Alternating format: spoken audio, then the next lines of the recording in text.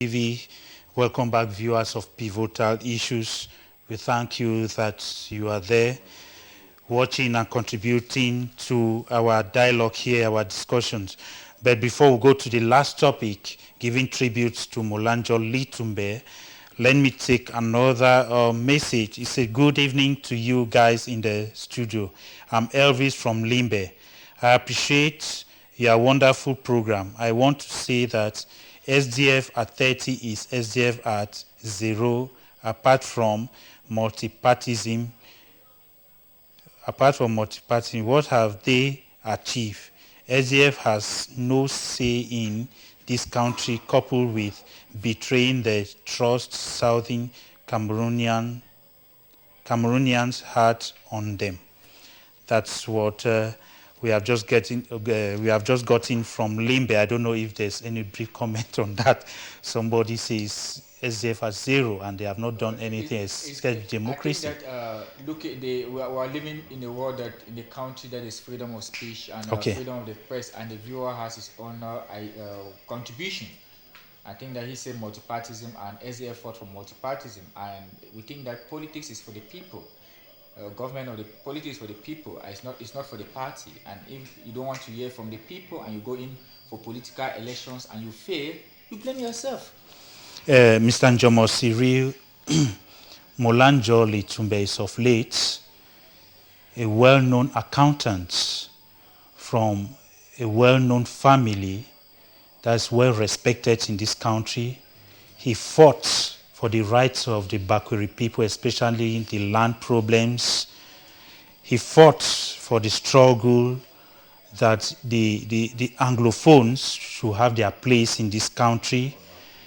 He was part of the NCNC that he championed. We remember mostly he was locked up, and also he's known as somebody who fought but never brutalized. What's your take? Oh, let's Jumba Maurice. That is the small name. Those who have been in politics for some time, we know that we used to call Mola. But what we should say is that Mola is somebody that has moved from a well-groomed career. Cameroonians should know that he's one of those first store accountants that actually Cameroonian in Britain. He started working in Britain. Most people don't even like coming back with that memory. He was one of the first. When we started talking about store accountant in Britain, he was one of the first who actually worked at a very higher position. When he came back to Cameroon, he's one of those people who actually believe in the Anglophone, in the Anglo-Saxon. Having stayed and worked in Britain, he knew what is the indirect rule in practice. And you know, those who knew the modus operandi of Ayijo knew that all his struggle between 1960 and 1972, when the referendum took place, was trying to assimilate the Anglophones. Yes, we should not play with those words. That is what happened. And people like Mola Njo was doing everything to raise the awareness of their brother that this change that is happening is a way to create the culture of the people. That's what he called Jumba Mari. That is, it is something that they are cheating on you, pretending, giving you opportunity, showing you milk of which there is no content in it. And throughout his life, when he even joined the SNC, it was all about that revolution. Because you know, when you have an ideology, when you are fighting for something that you know it is yours, you don't have any remorse on that. And so, even taking extremist position, they are one of those people. You know, I was at the time here, because of the stigmatization that was put forth to the NCNC members, they were hiding. He was one of those who was not hiding. The 1st of October, that is always known as the Independence Day of the Southern Cameroon, he has been caught twice and jailed. We cannot say jail, and kept under custody. But he always came out. So, what we are trying to tell people from the life, the legacy that Jumba marriage has left behind is that people should learn to stay fast on their ideology. That is the first thing. Before moving to the Bakwere struggle, you know, Bakwere in Cameroon is not a secret of you should not be a soothsayer to say that Bakwere is a community that at a point in time most people rise up to say that they are in void of extinction. They don't reproduce as other culture in quotes, and their land somehow is being invaded by, in quote again, what people think is grassroots or whatsoever, whether it's grass field or other things. And so he was one of those people who did not hide behind his finger to say that no, you cannot come in our own place and you are taking over our land without an opportunity for us, the son of the... He's one of those proponents of the son of the soil. He is a relative to Senator Belamoki, that is also known by many. And so on May, I think it was May 26, he gave up the ghost in Douala. And we remember that the chairman, he was the chairman of a political party, I think it was the Liberal LDE, something like that.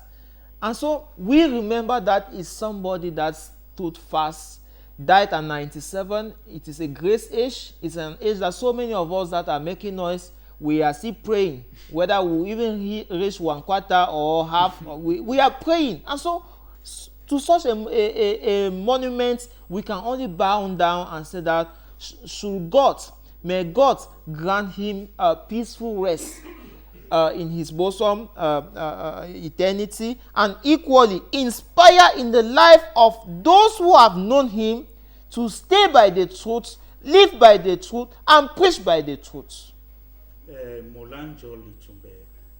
You know, we know the land saga when CDC gave land, because it was a signatory. After 70 years, the Bakwere people were to take back their land from CDC.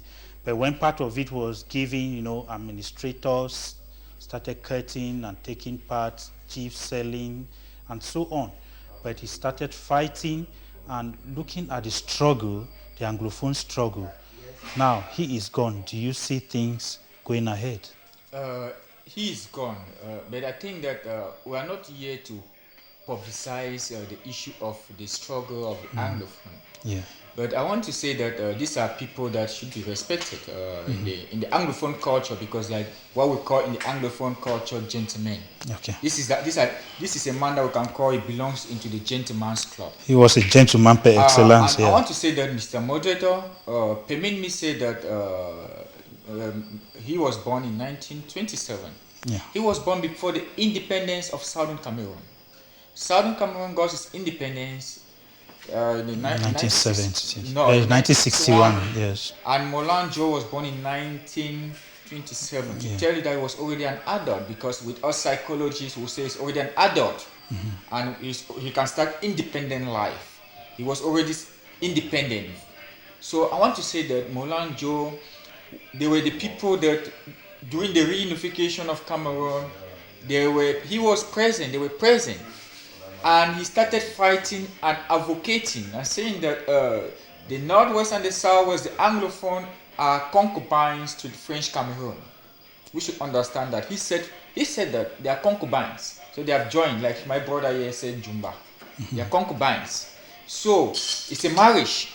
He said this is a marriage. The Anglophone and French Cameroon and the Anglophone, they got married. And he stood firm. And I quite remember when I was still a student in the university, before I had my PhD some years back, he made mention in the amphitheater in Amphi 70 when former Prime Minister Philemon Yang was there. He made mention of this Anglophone issue. And he went further to talk of a federation. And it became a taboo even in front of the Prime Minister, to tell you that I was there in the Amphi 750. I was present as a student by then. To tell you that this man was a gentleman and he had integrity. He had no fear. He was loyal and he was always there for the truth. And he has always been there for the truth. Even at his old age, he was still advocating. And people were still believing in him. to tell you that he kept a positive personality trait. He kept a personality trait with self-esteem. He had confidence for himself and he had confidence for what he was doing. He knew the truth, and it was only the truth that could set him free. And this man, due to his loyalty and honesty and his rich academic career, he kept on protecting the Anglophone culture. And he saw that the Anglophone culture was very good, and he was fighting for equality. That the Anglophone was a people. There was a people that came into a marriage with French Cameroon, and these people also have to enjoy the national cake. And before he started the NCNC stuff, he knew that it was just a marriage. It was in Jumba. It was in Jumba marriage. So, in quote. So, I want to say that such legacies will always remain, because I think that he's looking at his bibliography. He was a great activist, and he will be remain. He was even respected by top government officials in this country. Yeah. So I feel that he fought a good race, and I think that we can only change Cameroon in truth and in justice, and let's respect him. May his soul rest in peace. Okay, let's have a few minutes to talk on something here before we close. Some people are trying to compare the politicians we have today, especially the Bakweri politicians, and especially the Bakweri people who are surrounded or who are around this affair of land in the Bakweri land, and maybe Molanjo Litumbe. Looking at him gone, do you see some kind of hypocritical situation coming up now? Maybe those who are joining him claiming to fight will now take some kind of advantage to... It will still remain a problem, because if the people are not genuine, the land problem, because I've seen that land problem is becoming it's very problematic in the Bakweri land. Okay. And we see that it's not only a problem of the Bakwerian, it's a problem of the Bakwerian and the administration, and also the people who are living in, who are coming from other regions to build large estates here. And we feel that the Bakwerians also, they need some kind of sensitization also as occupants of this place. I think that the Bakwerian also, will not only go to that, looking at the universities, I think that the Bakwerian needs a lot to empower themselves also to enrich their own environment, because he was fighting for the people. Yeah. And people should not come and bring in the land tenure system to fight for their own private... Mr. Njomo Siri, did you see him succeed? Did he succeed in his struggle? Of course, leaving a legacy for some of us, he's giving us a roadmap that advocating actually is a dignified life. You can live a life without begging money from politicians and become a watchdog behind them. You can live a life where you speak the truth, stand by the man on the streets, where you can actually speak the truth and live by the truth. That is possible on earth. That is somebody that he was no more ashamed. He's going to openly tell people that he's not part of this. He will stay aside. He will not want to associate his personality to a number. A lot of things transpire within the Southwest, in Boya particularly, that he did not make any outing, just to show you that he wanted to maintain his integrity to death. And we activists, we are taking after him. Dear viewers of CMTV Boya, CMTV Cameroon, Molanjo Litumbe has not been buried yet. We still have time to discuss about his demise. We want to thank you for staying there, except you have last word for the three topics we have discussed. Maybe your last word before we go. Oh, it was a pleasure. I want to thank again the management of CMTV. I pray this should not be the last time I'm coming here. It was a wonderful feeling being here. For the COVID-19 is real. Seize the opportunity behind COVID-19, which is a digital opportunity. Secondly, we want to say S.D.F. at 30, we should focus on the human rights position that Cameroon has now, the freedom of expression, the multipartism that today is much more accentuated than before. And finally, for Molanjo, we want to say that he lived a dignified life and we are taking after him. Your last words to First of all, it's a privilege, it's a humble privilege for me to be here at CMTV the first time, and it's a nice studio, and I think that the management is doing their best, and I think that we'll continue to sensitize because we are here because we want a better Cameroon. If we're here to concur or not concur, it's because we want Cameroon to be a better place, because we are here to speak the truth, nothing but the truth, because we want Cameroon to change, because Cameroon of today should not be Cameroon of tomorrow.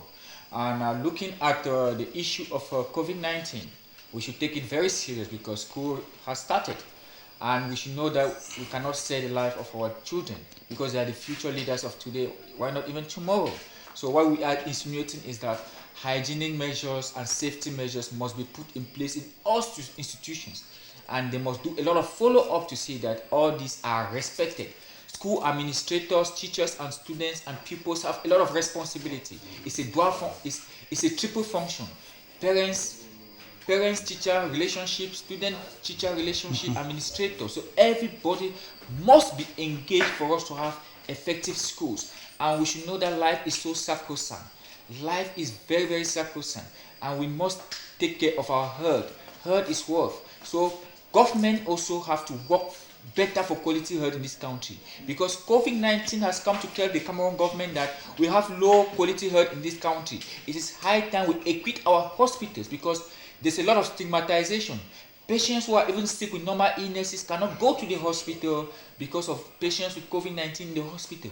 It is high time we equip our hospitals to see that our patients will have self-confidence in our hospitals, so that even if they will not be stigmatized, those who have COVID-19. And we should also think that it's not a responsibility of government alone. The government have been struggling, but the support system also have to come from the individual to support the government. And the government have a lot to play. It's not time for government to be cosmetic. It's time for government to put effective measures to see that we fight against COVID-19. We also work with herbalists and see that we combine, because in Africa we talk of communalism. I am because you are by Mbidi. Because we live in a communal life in Africa, and now COVID-19 is such dreadful.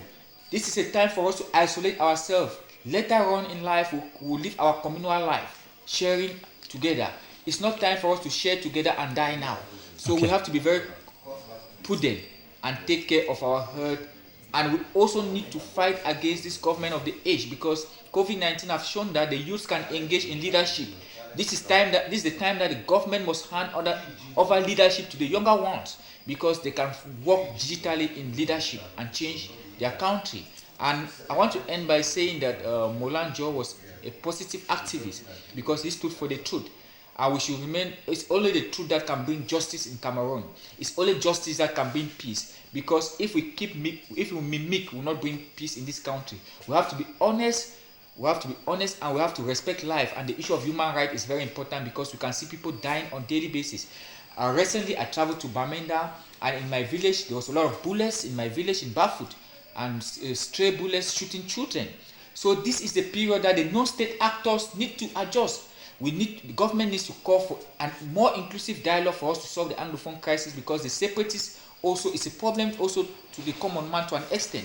So the military also is a problem to the common man. So this is a time that we need national dialogue, inclusive dialogue. Those leaders in prison, we bring them back. We solve the Anglophone crisis. We live in peace and in justice. Thank you. Dear viewers of CMTV Boya, viewers of CMTV Cameroon, we want to thank you so very much for staying put there. We have come to the end of the program, but just to remind you that every Monday at 7 p.m., then Wednesdays and Fridays, we shall be having cross views. So we have Mondays, Wednesdays, and Fridays. Mondays, pivotal issues, Wednesdays, cross views, and Fridays, cross views. I want to say that if it wasn't the best, then expect it from next programs. You watch out for the rebroadcasts. Just be watching CMTV for better programs. We thank you so very much for being there. We thank you so very much, gentlemen. Bye-bye for now.